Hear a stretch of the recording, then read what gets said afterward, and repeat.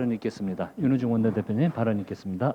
네, 국감 기간 동안 원내대책회의를 국정감사 대책회의로 전환해서 첫 회의를 시작합니다.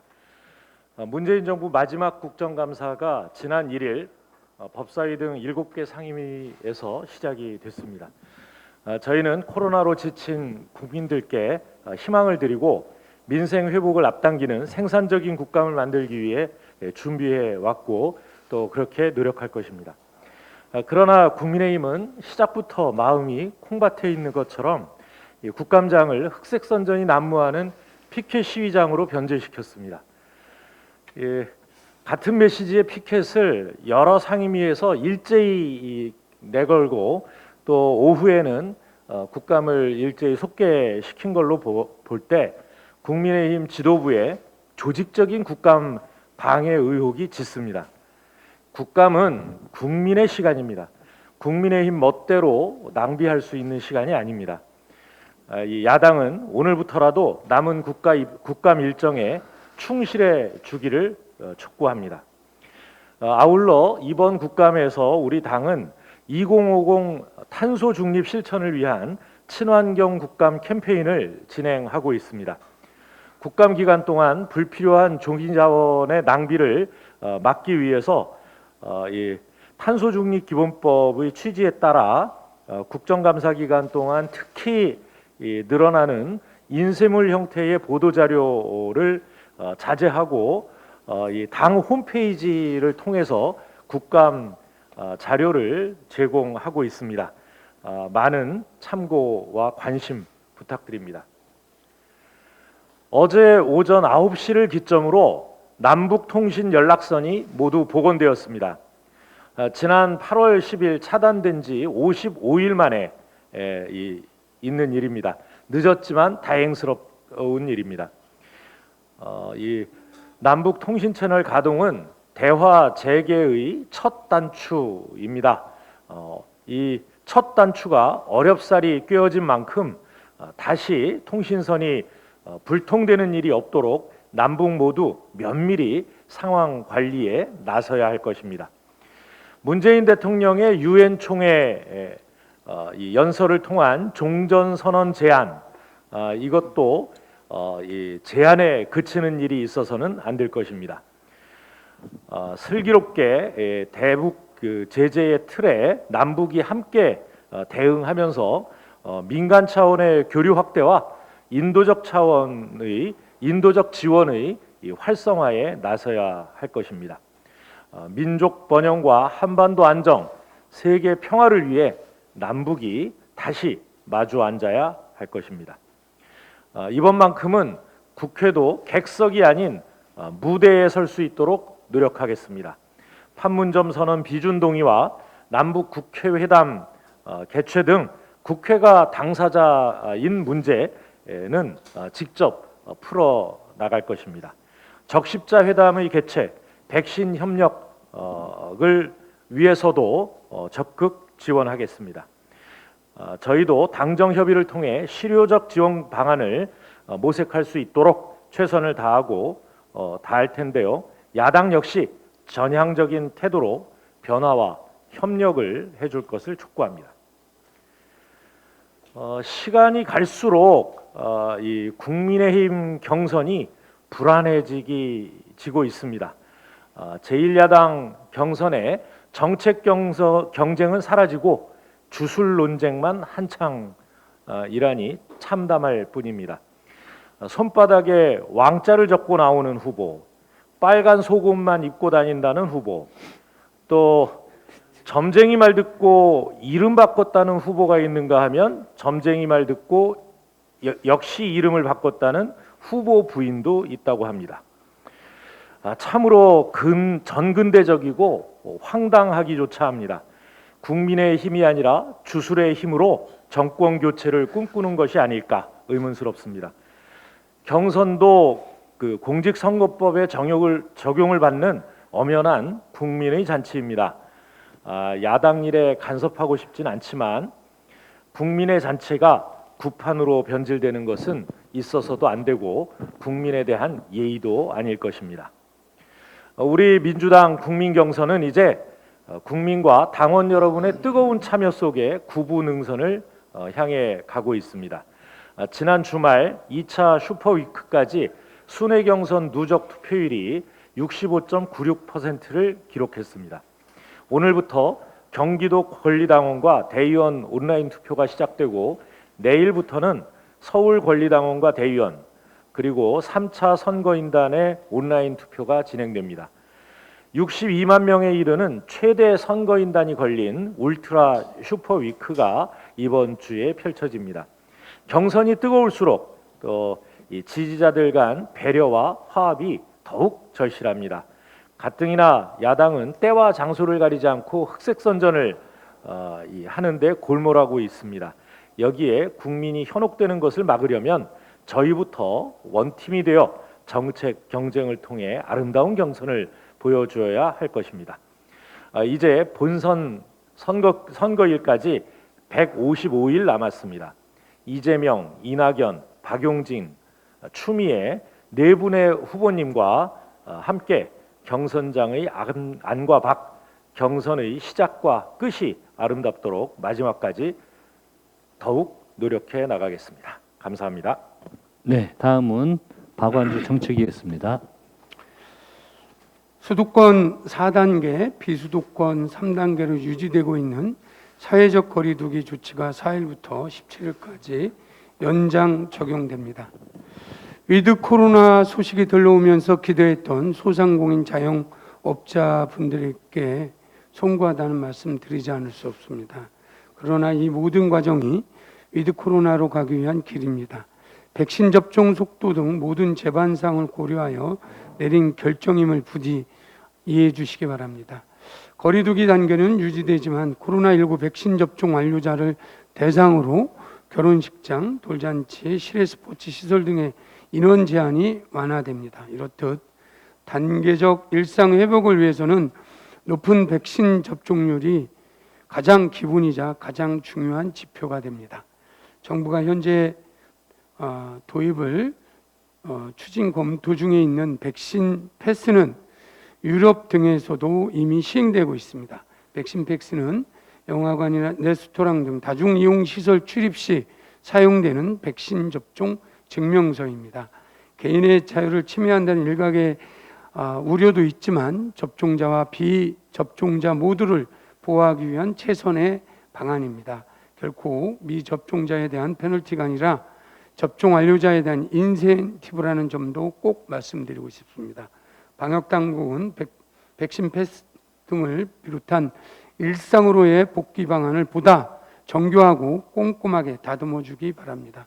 특히 외국인 미접종자들의 접종률을 제고할 방안을 준비할 것을 다시 한번 당부해 말씀드리겠습니다.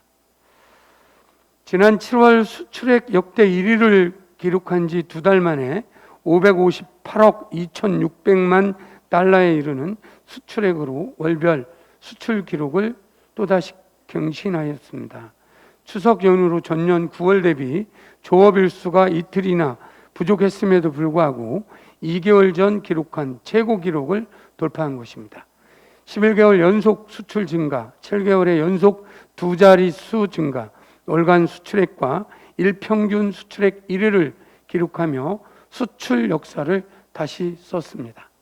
세계 교역 회복과 원자재 가격 상승으로 인해 우리 주력 상품인 반도체, 석유화학, 석유 제품, 철강 등 중간재 상품과 IT 관련 상품이 두 자릿수 증가세를 기록하며 수출 열기를 이끌고 있습니다.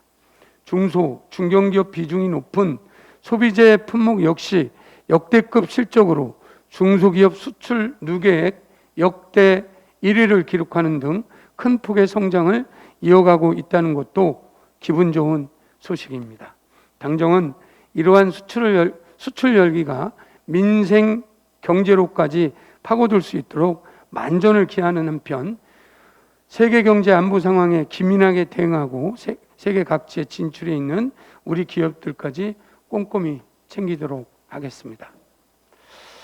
저도 국민의힘 윤석열 후보 왕자 논란 관련돼서 한 말씀 드리도록 하겠습니다.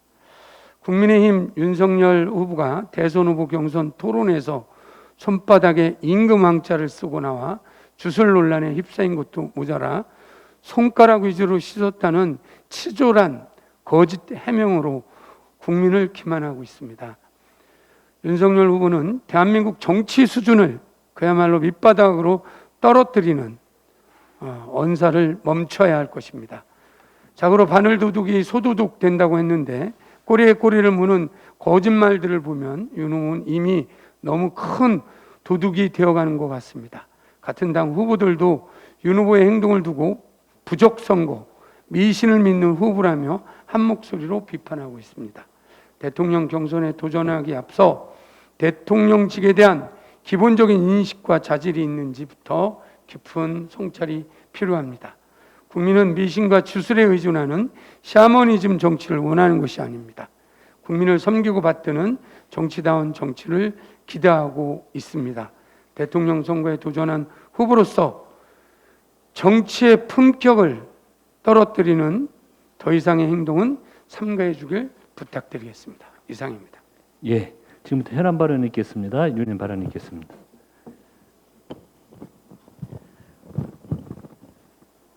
네, 안녕하십니까. 원내부대표 윤영덕입니다.